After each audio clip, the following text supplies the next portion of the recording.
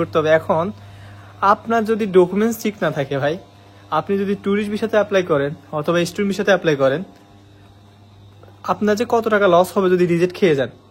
এখন স্টুডেন্ট ভিসাতে যদি আপনি অ্যাপ্লাই করে থাকেন, আপনার যদি ভিসা না হয়, আপনি নর্মালি 3 থেকে 4 লাখ টাকা আপনি ইজিলি লস যাবে। এখন আপনি বলতে পারেন যে কি হবে, ধরেন আপনার আইএলটিএস এখানে ধরলাম আমি 20,000 টাকা ধরলাম, তারপর আপনার ডকুমেন্টস তৈরি করতে এখন তো বর্তমানে 30,000 টাকা নিচে নেয় না, মানে নেয় না 30,000, কত 30, 20, 50। এরপর যে আপনি ব্যাংক স্টেটমেন্ট তো 6 মাসে দেখাবেন স্টুডেন্ট ভিসাতে, কারণ এর বেশি এর কম দেখে না এখনকার সবাই। যখন সবাই স্টুডেন্ট ভিসাতে যারা আসে, এই 2024 সালে যারা আসছে বা 25 সালে যারা আসবে, সবাই হচ্ছে নর্মালি 6 মাসের ব্যাংক স্টেটমেন্ট দেখায়। সো আপনি 6 মাসে যদি ব্যাংক স্টেটমেন্ট 60 লাখ টাকা দেখান, তো নর্মালি আপনার 1,10,000 যাবে। আমি 1 লাখই ধরলাম। সো এখানে 1 আর ওইখানে হচ্ছে আপনার কত 50,000, তো কত হচ্ছে 1.5 লাখ। তো এরপরে যে আপনি এই যে টিউশন ফি দিবেন, আপনি যে অস্ট্রেলিয়াতে টিউশন ফি দিবেন 1 সেমিস্টারের টিউশন ফি, সো ওই 1 সেমিস্টারের টিউশন ফি ধরেন আপনার কত গেল, ধরলাম আমি 15,000 অড দিলেন হেলথ ইন্স্যুরেন্স সহ। এখন হেলথ ইন্স্যুরেন্স সহ যদি আপনি 15,000 অড দেন, আপনার যদি ভিসা না হয়, ওইখান থেকে ওরা কিছু টাকা কেটে রেখে দিবে। আপনি যখন রিফান্ড করার জন্য রিকোয়েস্ট করবেন, তো আপনাকে পুরোটা দিবে না, এখান থেকে আপনি 30% কেটে রাখবে। তো ধরেন আপনি 15,000 অড দিলেন, তো ওরা হচ্ছে আপনাকে দিবে কত 11,000 অড দিবে, 4,000 অড কেটে রেখে দিবে। তো 4,000 অড প্রায় বাংলাদেশে 3,20,000 টাকার মতো আসে। তো 3,20,000 ওইখানে 4 লাখ, কত আসে 4 লাখ, 3,20,000 আর ওইখানে 1.5 লাখ, কত আসে 3 লাখ, আর এখানে 1.5 লাখ, 4,70,000। এখন আবার কারোর ক্ষেত্রে একটু কম কাটে, কারোর ধর রিফান্ডে ওরা হচ্ছে ওদেরকে 12,000 দেয়, 3,000 রাখে, কারো হচ্ছে 2,000 রাখে। সো এটা ডিপেন্ড করে আপনি কি ভার্সিটিতে করছেন নাকি ইনস্টিটিউটে অ্যাপ্লাই করছেন। রিজেক্ট খাইলে তখন আপনার কিছু টাকা ওরা কেটে রেখে দিবে। যখন ডকুমেন্টস সাবমিট করবেন, আপনার ডকুমেন্টস যদি দেখে ভিসা অফিসার যে ঠিকঠাক, তখন আপনাকে ইজিলি ভিসা দিয়ে দিবে চোখ বন্ধ করে। সো ডকুমেন্টস তো সবচেয়ে ইম্পর্টেন্ট একটা জিনিস, যেটার উপর ডিপেন্ড করে ভিসা। সো আপনার ডকুমেন্টস ঠিক, আপনার ভিসা ওকে। আপনার ডকুমেন্টস ঠিক নেই, আপনি রিজেক্ট খেয়ে গেছেন, আপনি বাইরে চলে গেছেন রিজেক্ট খেয়ে। আসসালামু আলাইকুম গাইস, আশা করি সবাই আল্লাহর মতে ভালো আছেন। আজকে ভিডিও খুবই স্পেশাল, কারণ আপনি যদি জানেন যে আপনার অস্ট্রেলিয়ার ট্যুরিস্ট ভিসা হোক, স্টুডেন্ট ভিসা হোক, অথবা আপনার হচ্ছে ওয়ার্ক ভিসা হোক, আপনার যদি ডকুমেন্টস ঠিক না থাকে, আপনি যে কোনো ভিসাতে অ্যাপ্লাই করেন না কেন, আপনি সহজে ভিসা পাবেন না। এই জন্য ডকুমেন্টস সবচেয়ে ইম্পর্টেন্ট একটা জিনিস। কারণ আপনার যদি ডকুমেন্টস ঠিক থাকে, তাহলে আপনি শিওর থাকতে পারেন যে আপনার ভিসা হওয়ার চান্স অনেক হাই। কারণ ডকুমেন্টস যদি ঠিক থাকে, তখন ভিসা অফিসে যখন আপনার ডকুমেন্টস চেক করবে, যখন দেখবে যে আপনার ডকুমেন্টসের মধ্যে স্বচ্ছতা আছে, কোনো ভুল নাই বা ডকুমেন্টসে কোনো সমস্যা নাই, তখন সে আপনার ইজিলি ভিসা দিয়ে দিবে। সো সেটা হোক ট্যুরিস্ট ভিসা, স্টুডেন্ট ভিসা, অথবা আপনার ওয়ার্ক পারমিট ভিসা। সো অবশ্যই ডকুমেন্টসের উপর সবচেয়ে বেশি গুরুত্ব দিতে হবে, কারণ এটা হচ্ছে মেইন জিনিস। আপনি অস্ট্রেলিয়াতে যান বা ইউকেতে যান, ইউএসএতে যান, যে দেশে যান না কেন, কারণ সবচেয়ে যে জিনিসটা ইম্পর্টেন্ট সেটা হচ্ছে ডকুমেন্টস। ওরা আগে ডকুমেন্টসটা দেখে, আপনার ডকুমেন্টস যদি ঠিকঠাক থাকে, তখন ওরা ইজিলি ভিসা দিয়ে দেয়। সো আজকের ভিডিওতে আমি বলবো যে আপনি কি কি ডকুমেন্টস রেডি করবেন, আর ডকুমেন্টসগুলো কোথায় রেডি করবেন, আর কি কি ডকুমেন্টস মূলত লাগে অস্ট্রেলিয়ার ক্ষেত্রে। কারণ অস্ট্রেলিয়াতে মেইনলি হচ্ছে ভিসা এম্বাসি ফেস করা লাগে না, যেটা সবচেয়ে মজার একটা বিষয়। কারণ ইউকেতে, অস্ট্রেলিয়াতে, কানাডাতে ওগুলো হচ্ছে ভিসা অফিসারের সাথে আপনার কোনো কানেক্ট হওয়া লাগবে না, বা ভিসা অফিসের সাথে আপনি কোনো ভিসা অফিসের সাথে ফেস টু ফেস ইন্টারভিউ দেওয়া লাগে না, যার কারণে মানুষ এসব দেশগুলোতে অ্যাপ্লাই করে বেশি। ইউরোপে কয়েকটা দেশে ভিসা ফেস করা লাগে, ভিসা এম্বাসি ফেস করা লাগে, বাট আবার কিছু দেশ আছে, ইউরোপে কিছু দেশ আছে যেগুলোতে আপনি ভিসা ইন্টারভিউ ফেস করা লাগে না। যেগুলো ইউকেতে অথবা তো আপনি কানাডাতে যাবেন, সেটা হোক স্টুডেন্ট ভিসা, কিংবা আপনার জব ভিসা, কাজের ভিসা, অথবা স্টুডেন্ট ভিসা, অথবা হচ্ছে আপনি টুরিস্ট ভিসা। তো আপনি যে ভিসাতে যান না কেন, তা অবশ্যই ভালোভাবে চেক দিতে হবে, ডকুমেন্টসগুলো ভালোভাবে তৈরি করতে হবে।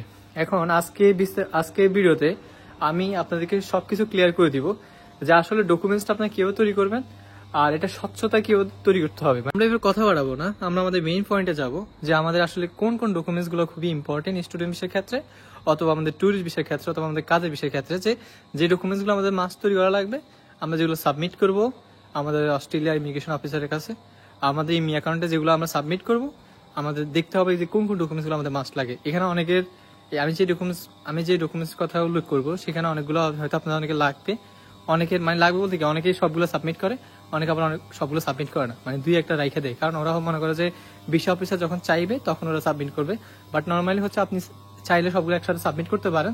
সো করলে হয়তো দেখা গেছে কি আপনাকেও ভিসা অফিসার যদি লাগে, তখন আপনাকে আর প্রশ্ন করলো না যে এই ডকুমেন্টসটা সাবমিট করে। তখন হয়তো আপনার লাগবে না। বাট আপনি যদি ইচ্ছা আপনার, আপনি চাইলে সবগুলো একসাথে সাবমিট করতে পারেন, অথবা সাবমিট নাও করতে পারেন, পরবর্তীতে আপনি আস্তে আস্তে সাবমিট করতে পারেন। So it's up to you. So আমি জাস্ট আপনাদেরকে শুরুতে বলে যাবো, মেইন পয়েন্টে চলে যাচ্ছি যে আপনার কি কি ডকুমেন্টস লাগবে। এখন ধরুন আপনি স্টুডেন্ট ভিসাতে আসবেন অস্ট্রেলিয়াতে, অথবা আপনি ট্যুরিস্ট ভিসাতে আসবেন, অথবা আপনি কাজের ভিসাতে আসবেন।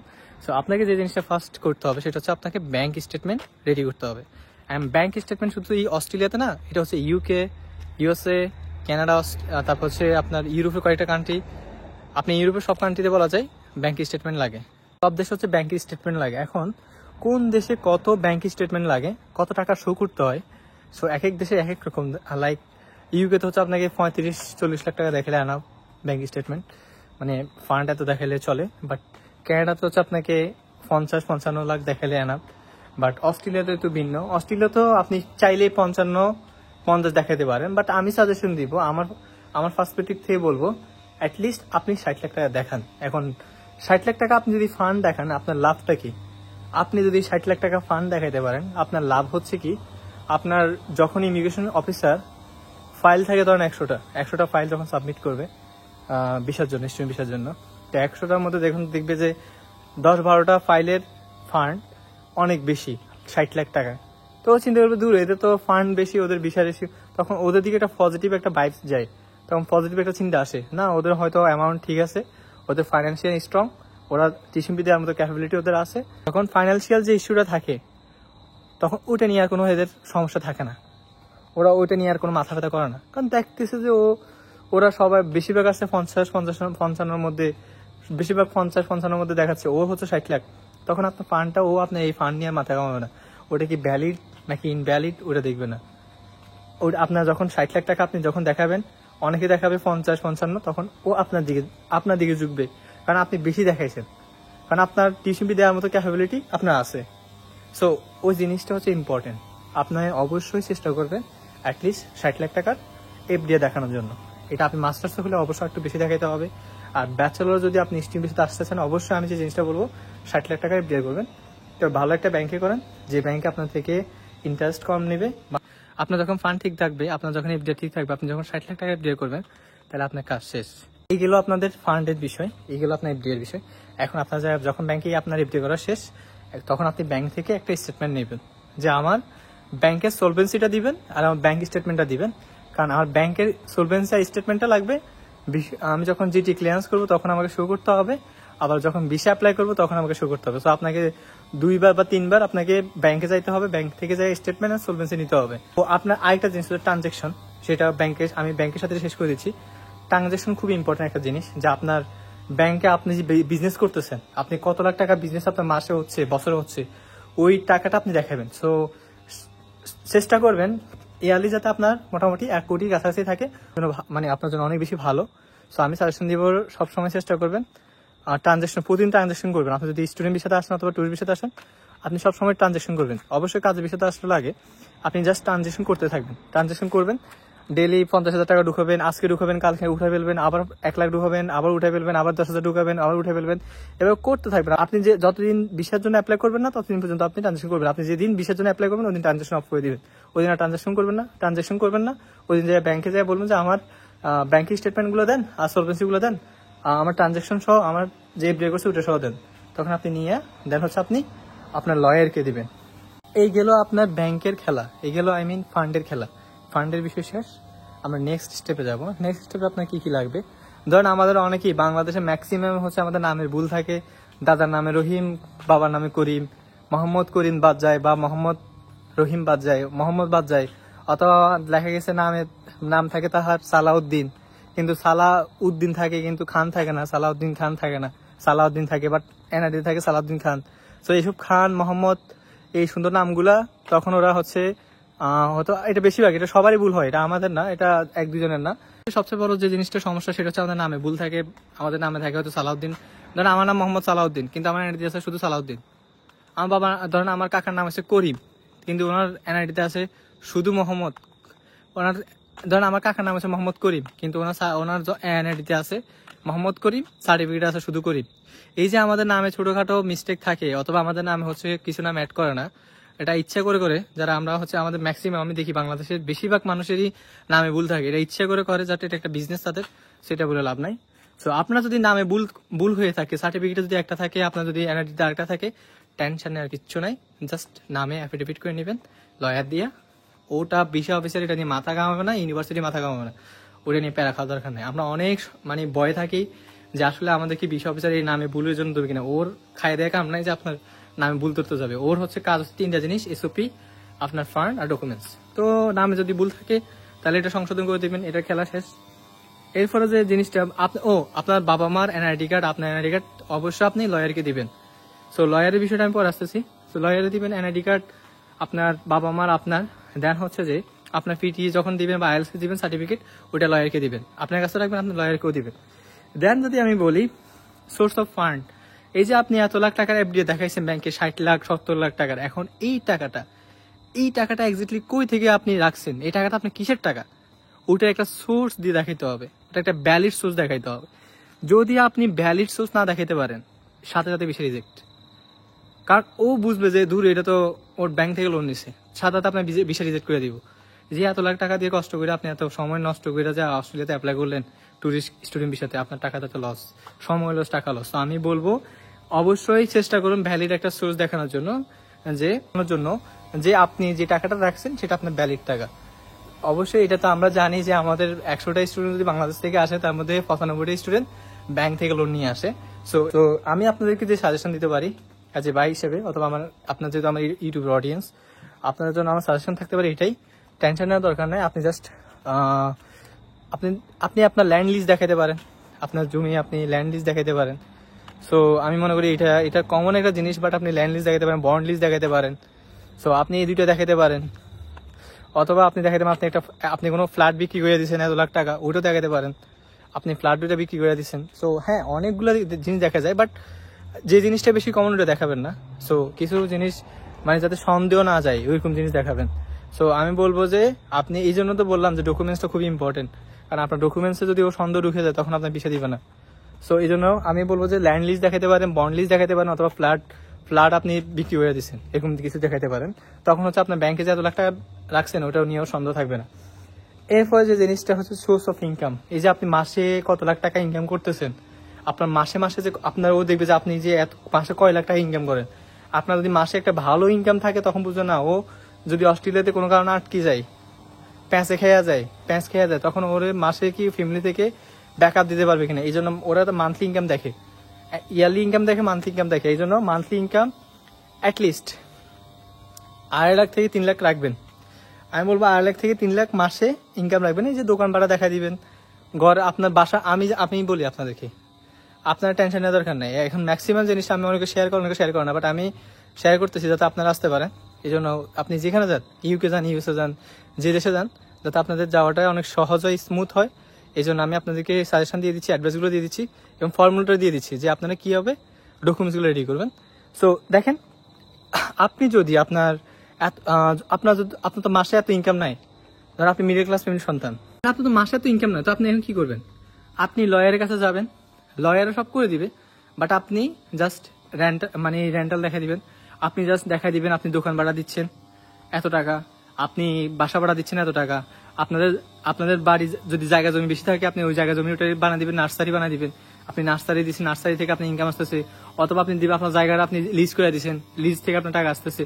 সো এইভাবে করে আপনি মান্থলি ইনকামটা দেখাই দিবেন, যেটা আপনি টোটাল আপনার 2 থেকে 3 লাখ টাকা এভাবে আসে, যে আপনার বাসা ভাড়া আসে, দোকান ভাড়া আসে, তারপর আপনার ল্যান্ড লিজ থেকে আসে, বা আপনি নার্সারি করছেন, নার্সারি থেকে টাকা আসে। এভাবে আপনি সিস্টেম করে দেখা দিবেন, বা আপনি আপনার ফ্যাক্টরি আছে, ছোটখাটো ফ্যাক্টরি দেখা দিবেন যে ফ্যাক্টরি আছে, ওই ফ্যাক্টরি থেকে ইনকাম আসে। এগুলা থাকতে হবে এমনটা না, এগুলো হচ্ছে ফ্যাক্ট করতে হবে, এগুলো ফ্যাক্ট করে সবাই আসে। সো আমি জাস্ট আপনাদেরকে বলে দিচ্ছি, যাদের স্বপ্ন আছে বাইরে যাওয়ার, যাতে আপনারা টেনশন না করে যে আমি এত লাখ টাকা মাসে কিভাবে দেখাবো বা বছরে কিভাবে দেখাবো। সো আর টেনশন নেওয়ার দরকার নাই, সবাই এভাবে আসে, আপনারা আসতে পারেন, আপনারা এভাবে সুন্দরভাবে করবেন। তবে হ্যাঁ, লয়ার ভালো দিতে হবে, কারণ লয়ার যদি সুন্দরভাবে আপনি এগুলো সাবমিট করতে পারে, তৈরি করতে পারে, তাহলে ভিসা অফিসারের সন্দেহ থাকে না। আপনি আবার বেশি দেখাবেন না, ধরেন আপনার মাসে যদি 3 লাখ টাকা বা 2 লাখ টাকা দেখেন তো ঠিক আছে, ফাইন। আপনি যদি আবার 5-6 লাখ টাকা দেখে ফেলেন, 7 লাখ টাকা দেখে ফেলেন, তাহলে আবার গন্ডগোল। কারণ আপনার তখন যদি আপনি বিল গেটসের ফলাফল হন, বা আপনি যদি বাংলাদেশের বড় শিল্পপতির ফলাফল হন, তাহলে আপনি 1 কোটি টাকা মাসে দেখালে সমস্যা নাই। কিন্তু আদারওয়াইজ আপনি মিডল ক্লাস থেকে আপনি যদি যেটা দরকার তার চেয়ে বেশি দেখেন, তাহলে আপনার বিষয়টা রিজেক্ট হওয়ার চান্স একদম হাই, ধরেন 90% হাই। সো একদম মিডিয়াম দেখাবেন, যেটা আপনার সন্দেহ তালিকা না থাকে, যাতে বিবিসি অফিসার দেখলে যে না ঠিক আছে ওর এই যে অ্যামাউন্টটা দেখেছে ওটা পারফেক্ট, ওটা সন্দেহের মধ্যে পড়বে না, এরকম একটা অ্যামাউন্ট দেখাবে। তো আমি সাজেশন দিব 2 থেকে 2.5 লাখ টাকা অথবা 3 লাখ টাকা সবচেয়ে দেখাবেন, এর বেশি দেখাবেন না। মান্থলি ইনকাম, ইয়ারলি ইনকাম দেখাবেন সর্বোচ্চ 35 থেকে ইয়ারলি ইনকাম দেখাবেন হয়তো 35 থেকে 40 লাখ অথবা সর্বোচ্চ 50 লাখ টাকা দেখাবেন। সো এর বেশি দেখানোর দরকার নাই। ব্যাচেলরের জন্য মাস্টার্স হয়তো 60 লাখ টাকা দেখাতে পারেন ইয়ারলি। সো আমি সাজেশন দিব যারা ব্যাচেলর আসবেন তারা আপনারা 45 থেকে 50 অথবা 35 থেকে 40, সর্বনিম্ন এত থেকে এত, সর্বোচ্চ এত থেকে অত, 35 থেকে 40 নয়তো 45 থেকে 50, সর্বোচ্চ এতটুকু দেখাবেন। এর বেশি ইয়ারলি দেখাবেন না, দেখানোর দরকারই নাই। বেশি দেখাতে যাবে আমার কট খেয়ে যাবেন। কি লাগবে আপনার বাবার সবার এনআইডি কার্ড লাগবে, সো এটা অবশ্যই মাস্ট দিতে হবে। ও ফ্যামিলি সার্টিফিকেট, আপনার ফ্যামিলি সার্টিফিকেট অবশ্যই লাগবে। আপনার বাবা মা সবার, আপনি ইউনিয়ন পরিষদে গেলে আপনাকে একটা ফ্যামিলি সার্টিফিকেট করে দিবে, সো এটা মাস্ট আপনার লাগবে। সো ফ্যামিলি সার্টিফিকেট অবশ্যই দিবেন। ও আপনাদের ইলেকট্রিক বিলটা লাগবে, যে আপনি বাসা যে বিদ্যুৎ বিল দিতেছেন ওই বিলটা আপনি অবশ্যই কালেক্ট করে রাখবেন। 3 মাসের হইলে হবে, 3 মাসের বিদ্যুৎ বিল, ওইগুলোর স্লিপগুলো আপনি রাখিয়ে দিবেন, ওগুলো লয়ারকে দিবেন, লয়ার এটা সিস্টেম করে দেখাই দিবে যে আপনি এই বাসায় এত টাকা ভাড়া দিচ্ছেন, আপনার বাসা ফ্ল্যাট আছে, ওইটাও সিস্টেম করে দেখাই দিবে, সমস্যা নাই। সো এই হচ্ছে আপনার Australia tourist visa, student visa, work permit ভিসার ডকুমেন্টস। আরও কিছু এক্সট্রা ডকুমেন্টস অনেকে তৈরি করে, সো এটা আপনার উপর ডিপেন্ড করে। বাট আমি যতগুলো দেখছি, আমি আমার ফ্রেন্ড অনেকে আমরা এইভাবে এই ডকুমেন্টসগুলো তৈরি করছি, আমাদের বিষয় হয়েছে, অনেকের ট্যুরিস্ট ভিসাতে এই ডকুমেন্টসগুলো তৈরি করতে হয়েছে। বাট এগুলো করলে লাগে না, বাট আপনি যদি চান আপনি আরো ডকুমেন্টস সাবমিট করতে চান করতে পারেন, সমস্যা নাই। বাট মেইন ডকুমেন্টস যেগুলো আমি বলছি এগুলো হচ্ছে মেইন ডকুমেন্টস, এগুলো মাস্ট লাগে। সো এগুলো আপনি যদি ঠিকঠাক না রেডি করতে পারেন, আপনি যে বিষয়তে আসেন না কেন বা যে বিষয়তে অ্যাপ্লাই করেন না কেন ভিসা পাবেন না, রিজেক্ট খেয়ে যাবেন। সো অবশ্যই ডকুমেন্টসের সবচেয়ে বেশি ইম্পর্টেন্ট দিবেন, এটা সবচেয়ে বেশি গুরুত্ব দেওয়া এই জন্য উচিত যে আপনি যদি ভিসা পেতে চান, ট্যুরিস্ট ভিসা বা স্টুডেন্ট ভিসা, তাহলে আপনার ডকুমেন্টসের উপর সর্বোচ্চ আপনাকে সময় দিতে হবে, ভালো করে চেক করে নিতে হবে সবকিছু ঠিকঠাক আছে কিনা। দেখা হচ্ছে আপনার ফান্ড ঠিক থাকতে হবে, আর এসওপি যদি ঠিকঠাক থাকে, আর কপাল যদি খারাপ না হয়, 20-100%, কপাল খারাপ হলে আপনি যতই যা কিছু করেন না কেন বিষয় হবে না। তো তারপর কপাল উপর দোষ দিয়ে লাভ নাই, সবকিছু নিজে সময় দিবেন, ভালো করে চেক করে নেবেন, ভালোভাবে তৈরি করবেন, তাহলে বিষয় অবশ্যই ইনশাল্লাহ পাবেন। শুভকামনা, সবাই ভালো থাকেন, দেখা হবে নেক্সট ভিডিওতে। আর কি ধরনের ভিডিও আছেন অবশ্যই কমেন্টে জানাবেন, আমার নতুন পেজে ফলো দিয়ে রাখবেন। দেখা হবে নেক্সট ভিডিওতে। আল্লাহ হাফেজ, আসসালামু আলাইকুম।